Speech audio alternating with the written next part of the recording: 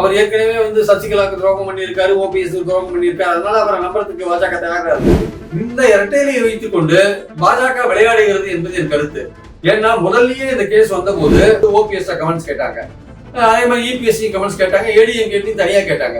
சூரியமூர்த்தி சொல்றாரு, என்னுடைய கேஸ் பெண்டிங்கா இருக்கு, நான் விடமாட்டேன், அதுவரையும் வந்து இந்த முடக்கத்துக்கான முயற்சிகளை நான் ஈடுபடுன்னு சூரியமூர்த்தி சொல்றாரு. ஓபிஎஸ்சியும் தினகரனையும் நம்ம கூட்டணியில் சேர்க்கக்கூடாதுன்னு ஒரு கண்டிஷன் வந்து இவர் போடுறாரு, யாரு எடப்பாடி போடுறாரு.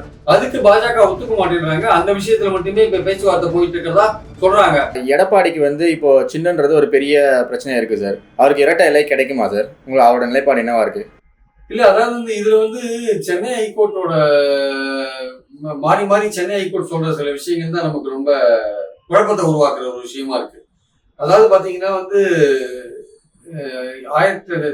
2022 ஜூலை மாசம் 11ஆம் தேதி நடந்த பொதுக்குழுல வந்து எடப்பாடியை வந்து பொதுச் செயலாளராக தேர்ந்தெடுக்கிறாங்க. அதுல இபிஎஸ் வந்து பதவி விட்டு நீக்கிறாங்க. அப்போ வந்து ஒரு சிவில் கேஸ் பதியப்படுகிறது இபிஎஸ்னால, இந்த பொதுக்குழு தீர்மானங்கள் செல்லாது. அதுல வந்து ஒரு இடைக்கால பெட்டிஷனா சுப்ரீம் கோர்ட் வரையும் போறாங்க. போன உடனே சுப்ரீம் கோர்ட் என்ன சொல்றது, பொதுக்குழு தான் வந்து உச்சகட்ச பட்சப்பாடி, அது சொல்றதை நம்ம ஏத்துக்கணும், அதனால தற்காலிகமா நாங்க இந்த விஷயத்தை ஏத்துக்கிறோம். சிவில் கோர்ட்ல என்ன டிசைட் பண்றாங்களோ அதுக்கேற்றபடி நீங்க பின்னாடி வந்து subject to that civil court judgement டெம்பரரியா அவங்க பொதுக்குழு தீர்மானங்கள் ஏத்துக்கணும்னு சொன்னாங்க. அதனால அந்த காரணத்தினாலதான் அவருக்கு வந்து இரட்டையிலை கடைசியில ஒரு போட்டி போட்டாரு. அதனால அதே சமயம் பாத்தீங்கன்னா 2021 டிசம்பர்ல ஓபிஎஸும் இபிஎஸும் வந்து ஒருங்கிணைப்பாளர் இணை ஒருங்கிணைப்பாளராக இரட்டை பதவிக்கு ஒரே வாக்குச்சீட்டுல தேர்ந்தெடுக்கப்பட்டாங்க, அடிப்படை உறுப்பினராக தேர்ந்தெடுக்கப்பட்டாங்க. ஓபிஎஸோட வாதம் என்னன்னா, எனக்கு 26 வரையும் பதவி காலம் இருக்கு, என்னை யாரும் நீக்க முடியாது, இந்த பொதுக்குழு நீக்க முடியாது அப்படின்ற ஒரு வாதத்துல அவர் ஃபைட் பண்ணிட்டு இருக்காரு. அவர் வந்து சிட்டி சிவில் கோர்ட்ல அவரோட கேஸ் பெண்டிங்கா இருக்கு. அதே மாதிரி சூரியமூர்த்தி என்பவர் வந்து 2017 இருந்தே கேஸ் போட்டுட்டு இருக்காரு. இபிஎஸ் ஓபிஎஸ் 2 பேர் பண்றது சரியில்லை, அவங்க கட்சி விதி 43க்கு புறம்பாகவே எல்லாத்தையும் செய்து கொண்டிருக்கிறார் என்று அவர் வந்து சிவில் கேஸ் போட்டார். அந்த சிவில் கேஸ்ல வந்து பதில் சொல்லல, எலெக்ஷன் கமிஷன் பதில் சொல்லலன்றதுக்காக தான் மெட்ராஸ் ஹைகோர்ட்ல வந்து சூரியமூர்த்தி கேஸ் போட்டார். அப்போ வந்து மெட்ராஸ் ஹைகோர்ட்ல இருக்கிற சுப்பிரமணியம் தலைவர் பெஞ்ச் என்ன பண்ணிட்டாங்கன்னா, உடனே வந்து எலெக்ஷன் கமிஷன் பதில் சொல்லணும் அப்படின்னு சொல்லிட்டு சொன்னாங்க சூரியமூர்த்திக்கு. அப்ப சொல்லும்போது என்னன்னாங்க, இவர் என்ன சொன்னாரு, சிவில் கேஸ் வந்து பெண்டிங்கா இருக்கிறதுனால ரெட்டையிலையை வந்து முடக்கணும் அப்படின்னு ஒரு விஷயத்த சொன்னார். அப்போ நீங்க வந்து இவங்க கிட்ட எல்லாம் கமெண்ட்ஸ் கேளுங்க அப்படின்னு சொல்லிட்டு ஓபிஎஸ் கமெண்ட்ஸ் கேட்டாங்க. அதே மாதிரி இபிஎஸ்சி கமெண்ட்ஸ் கேட்டாங்க, ஏடிஎம்கே தனியா கேட்டாங்க. அதெல்லாம் வாங்கிட்டு எலெக்ஷன் கமிஷன் கன்சல்ட் பண்ணி 4 வாரத்துக்குள்ள முடிவு எடுக்கணும்னாங்க. இதெல்லாம் எல்லாருமே கமெண்ட்ஸ் கொடுத்து எலெக்ஷன் கமிஷனுக்கு அனுப்புற இந்த ஸ்டேஜ்ல திருப்பி என்ன பண்ணிருக்காங்க, எடப்பாடி தரப்பு வக்கீல் என்ன பண்ணிருக்காரு, கோர்ட்டுக்கு போயிருக்காரு. அவர் தான் சொல்றாரு, இந்த சுரேந்திர பழனிசாமின்னு ஒருத்தர் கேஸ் போட்டிருக்காரு, அவரும் எலெக்ஷன் கமிஷன்ல போய் நாமினி எழுதி வாக்குமூலம் தாக்கல் பண்ணியிருக்காரு. ராம்குமார் ஆதித்தன் ஒருத்தர் போயிருக்காரு, அவரும் நம்ம வாக்குமூலம் தாக்கல் பண்ணியிருக்காரு. அவங்க எல்லாம் கட்சி உறுப்பினர்களே கிடையாது அப்படின்னு சொல்லிட்டு ஒரு கேஸை போட்டு தேர்தல் கமிஷன் விசாரிக்கிறதுக்கு தடை வேணும் அப்படின்னு சொல்லியிருக்காரு. உடனே அதை எந்த நீதியரசர் வந்து தேர்தல் கமிஷன் விசாரிக்கிறதுனாரோ அந்த நீதியரசரை உடனே தடை போட்டார். ரெட்டையிலை விஷயத்துல வந்து நீங்க இந்த முடிவு எடுக்காதீங்கன்னு தடைய போட்டார். அவர் தான் விசாரிக்க சொன்னாரு, இப்ப அவரே தடைய போட்டார்.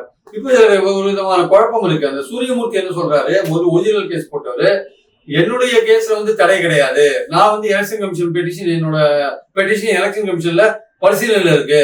சுரேந்திர பழனிசாமி அப்புறம் வந்து ராம்குமார் ஆதித்தன் வேறு பலர் போட்டதுதான் அவங்க அந்த விஷயத்துல தான் தடை கொடுத்திருக்காரே தவிர நீதியரசர் என்னுடைய பெட்டிஷனை வந்து எலெக்ஷன் கமிஷன் கன்சிடர் பண்ணணும் அப்படின்ற விஷயத்துல தடை இல்லைன்னு அவர் சொல்றாரு. உண்மையான லீகல் பொசிஷன் வந்து ரொம்ப குழப்பமான ஒரு விஷயத்துல இருக்கு. ஆனால் இந்த இரட்டையிலையை வைத்துக் கொண்டு பாஜக விளையாடுகிறது என்பது என் கருத்து. ஏன்னா முதல்லயே இந்த கேஸ் வந்த போது தேர்தல் கமிஷன் விசாரிக்க முதல்ல சொன்ன போது, ஹைகோர்ட் சொன்ன போது அப்பவே வந்து எலெக்ஷன் கமிஷன் சொல்லியிருக்கலாம், டெம்பரரியா வந்து இந்த சின்னத்தை வந்து நாங்க இபிஎஸ் கொடுத்துட்டோம், சிவில் கேஸ் முடிவு வந்த பிறகு நாங்க அதுக்கேற்றபடி செயல்படுவோம் சொல்லியிருந்தா கேஸ் இதா இருக்கும். ஆனா அப்போ வந்து என்ன பண்ணிட்டாங்க, இல்ல நாங்க வந்து ஏடிஎம் கேட்டு வந்து அவங்க கிட்ட அவங்க தரப்பு விஷயங்களை கேட்டிருக்கோம்னு கேட்டாங்க. அப்ப நீங்க ஓபிஎஸ்சி கேளுங்கன்னு அந்த கேஸ வந்து வளர்த்து விட்டது வந்து நீதியரசர்கள் தான். அதை வந்து ப்ராக்ரஸ்க்கு கொண்டாந்தாங்க ஆக்சுவலா. அப்படி இருக்கும்போது அப்பவே வந்து எலெக்ஷன் கமிஷன் இந்த விஷயத்தை முடிக்காம இதை வளர்த்து விட்டது என்பது இபிஎஸ் வந்து ஒரு பிரச்சனைக்கு உள்ளாக்குற ஒரு விஷயமா. ஏன்னா இவர் முடக்கணும்னு சொல்றாரு சூரியமூர்த்தி. சிவில் கேஸ் முடியறதுக்கு ரொம்ப வருஷம் ஆகும். சிவில் கேஸ் முடிகிற வரையும் முடக்கணும்னா அது வந்து சின்னம் கிடைக்கிறதுக்கான வாய்ப்பு இல்லை. இப்ப ஈரோடு கிழக்கு தேர்தல் வர்றதுனால அதுலயும் சின்ன வேண்டி இருக்கும். ஏடிஎம்கே போட்டி போடுதா இல்லையான்னு தெரியாது, இதுவரையும் இந்த நிமிஷம் வரையும் தெரியாது, போட்டால் வேண்டி இருக்கும். அதனால வந்து எலெக்ஷன் கமிஷன் கையில இந்த கேஸ் போகும்போது அவங்க முடிவெடுக்கிறதுக்கான வாய்ப்பு இருக்கு. இப்ப தற்சமயமா தடையை போட்டதுனால இப்போ தொடர்ந்து வந்து சூரியமூர்த்தி சொல்றாரு என்னுடைய கேஸ் பெண்டிங்கா இருக்கு, நான் விடமாட்டேன், அதுவரையும் வந்து இந்த முடக்கத்துக்கான முயற்சிகளை நான் ஈடுபடுன்னு சூரியமூர்த்தி சொல்றாரு. இவங்க என்ன சொல்றாங்க, இல்ல ஹைகோர்ட் பெஞ்ச் வந்து சொல்லிடுது எலெக்ஷன் கமிஷனுக்கு, நீங்க வந்து இதை வந்து விசாரிக்காதீங்க, இது வந்து டெம்பரரியா நான் தடையை போட்டேன்னு சொல்றாங்க அப்படின்னு எடப்பாடி தரப்புல சொல்றாங்க. இப்போ இது ஒரு குழப்பத்துல இருக்கிறது என்னுடைய பார்வை. ஆனால் ஈரோடு கிழக்குல வந்து போட்டி போட்டா எடப்பாடிக்கு வந்து இந்த ரெட்டையரை கிடைக்கிறதுக்கான வாய்ப்புகள் அதிகமா இருக்கு என்பது என்னுடைய கருத்து. இருந்தாலுமே இந்த ரெட்டையரையை வைத்துக் கொண்டு பாஜக வந்து எப்படியாவது எடப்பாடியை வந்து தன் வசம் இழுக்க வேண்டும் என்று, தன்னுடன் கூட்டணி அமைக்க வேண்டும் என்று ஒரு பேச்சுவார்த்தை ஏற்கனவே போயிட்டு இருக்கீங்க ஆக்சுவலா. சோ அந்த பேச்சுவார்த்தை ஏற்கனவே போயிட்டு இருக்கிறதுனால இந்த ரெட்டையரையை வந்து ஒரு ட்ரம்ப் கார்டா வச்சுட்டு எடப்பாடியை கொஞ்சம் வழி கொண்டு ஒரு முயற்சியில வந்து என்னைக்கு வேணா வந்து இறங்கலாம். இப்ப இறங்கினாங்க. இப்ப தற்சமயம் வந்து எலெக்ஷன் கமிஷன் தற்சமயம் வந்து உயர்நீதிமன்றம் ஒரு தடையை போட்டிருக்கு. மீண்டும் எதிர்காலத்துல இந்த மாதிரி பிரச்சனைகள் அடுத்த 26 பொது தேர்தலுக்கு முன்னாடி இது போன்ற சில பிரச்சனைகள் மறுபடியும் வரத்துக்கான வாய்ப்புகள் இருக்கு. ஏன்னா இந்த சூரியமூர்த்தி என்பவர் சொல்றாரு, சிவில் கோர்ட்ல கேஸ் முடிகிற வரையும் யாருக்குமே கொடுக்க கூடாது இந்த சின்னத்தைன்னு சொல்றாரு. அவர் வந்து விடமாட்டார், கடைசி வரையும் போராடிட்டே இருப்பாரு. சோ இந்த இரட்டை சின்னத்துக்கு ஈரோடு கிழக்குல எடப்பாடிக்கு ஆதரவான ஒரு தீர்ப்பு வந்த ஒரு விஷயம் நடந்தா கூட வரப்போற காலகட்டத்துல வந்து அன்லஸ் எடப்பாடி வந்து பாஜகவோட கூட்டணி உறுதி என்கிற ஒரு விஷயத்த சொன்னாலே தவிர, கிட்டத்தட்ட உறுதியான நிலைமை தான் சொல்றாங்க எல்லாருமே. இப்படி உறுதி என்கிற ஒரு விஷயம் வந்தாலே தவிர, அண்ணாமலையை வந்து பாஜக தலைவர் பதவியில இருந்து எடுங்க அப்படின்னு ஒரு கண்டிஷன் போட்டார் எடப்பாடி. அதுக்கும் வந்து பாஜக தலைமை ரெடியா இருக்கு. அப்போ எடப்பாடியும் பாஜக ஒன்று சேரும் போது ரெட்டையரைக்கு பிரச்சனை வராது. ஆனால் எடப்பாடி ஏதாவது வந்து அவர் வந்து சொன்ன வார்த்தையை மீறி, அவர் ஏற்கனவே வந்து சசிகலாவுக்கு துரோகம் பண்ணியிருக்காரு, ஓபிஎஸ் துரோகம் பண்ணியிருக்காரு, அதனால அவரை நம்புறதுக்கு பாஜக தயாரா இல்லை. அதனால வந்து ரெட்டையரையை பிடிச்சி வச்சுட்டு ஏதாவது ஒரு பிளாக்மெயில் பண்ணலாம்னு ஒரு ஐடியா அவங்க இருக்காங்க.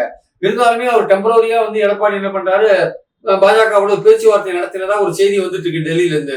அது எவ்வளவு தூரம் உண்மைன்னு தெரியாது. அதனாலதான் வந்து இப்போ ஈரோடு கிழக்குல வந்து அவருக்கு எந்த விதமான பிரச்சனையும் வராதுன்னு சொல்றாங்க. ஆனால் அது மறுபடியும் பிரச்சனையை வரவேற்கிறதுனா பல்வேறு வழிகள் இருக்கு. மறுபடியும் சூரியமூர்த்தியோட பெட்டிஷன் கொடுத்து மறுபடியும் ஒரு பிரச்சனையை வர வைக்கலாம். சோ பொது தேர்தல் வரையும் வந்து அவர் ஒரு கட்டுக்குள்ள வைக்கணும்னா அந்த சின்னத்தை வச்சுதான் முடியும் அப்படின்ற மாதிரியான ஒரு விஷயத்துல வந்து பாஜக தெளிவா இருக்காங்க. சோ அண்ணாமலை நீக்கிறது மட்டும் இல்லாம நீங்க வந்து ஓபிஎஸ்சியும் தினகரனையும் நம்ம கூட்டணியில் சேர்க்கக்கூடாதுன்னு ஒரு கண்டிஷன் வந்து இவர் போடுறாரு, யாரு எடப்பாடி போடுறாரு.